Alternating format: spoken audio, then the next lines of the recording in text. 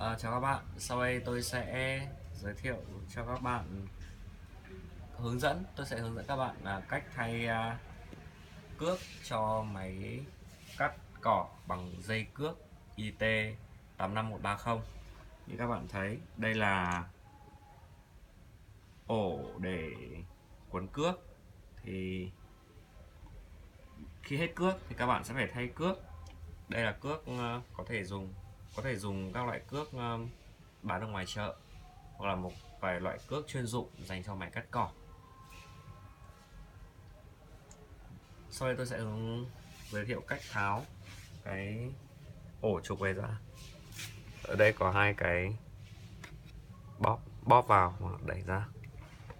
Tiếp đến là ở đây là có một cái lẫy, ấn vào thì cái trục này sẽ rời ra. Đây là trục để quấn cước. Thì các bạn thấy ở trên đây có cái mũi tên. Chúng ta sẽ quấn cước theo mũi tên này. Ở trong cái trục này thì có một cái lỗ để gài dây cước vào, để trong khi chúng ta quấn dây cước không bị trượt.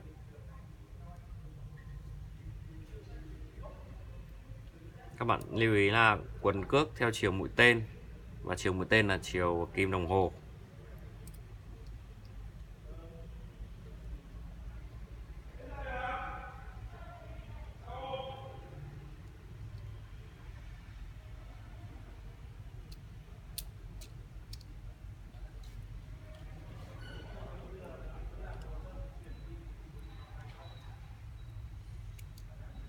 Buộc nút vào cho dây cước giữ lại.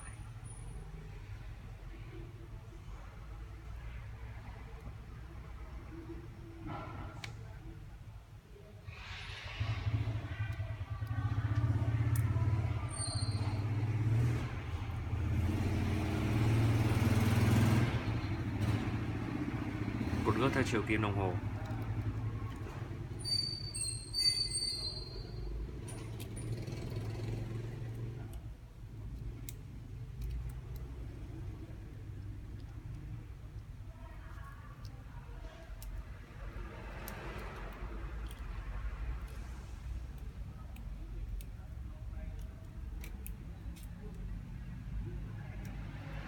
Một số dòng máy cắt cỏ bằng dây cước này sẽ an toàn hơn cho người sử dụng.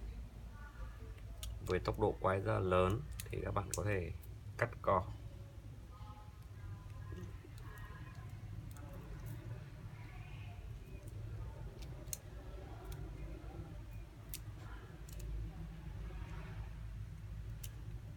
Dây cước này có thể là sẽ rất là nhanh hết, nên các bạn chú ý là luôn luôn để một quần cước ở nhà, để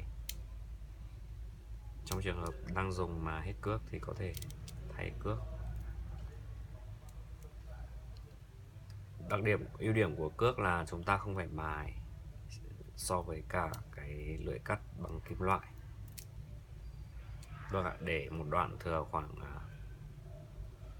10 cm. Ở trên cái trục này thì có một mặt là có bánh răng và một mặt trơn, thì tôi sẽ cho mặt bánh răng vào trong này. Đây có một cái lỗ để luồn cước vào, thì các bạn nhớ là phải sâu cước vào đây.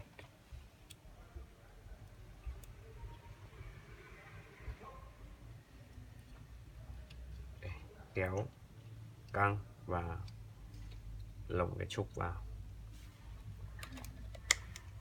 Okay.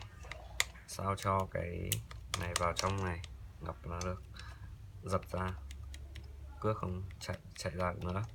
Ở đây có một cái lẫy này dùng để tháo hoặc là để lới cước trong trường hợp cước đứt dần. Đó, chúng ta phải ấn vào và kéo thì cái trục này sẽ tự quay. Đây là cái khóa. Ok, ấn vào. Chúng ta đã hoàn thành xong.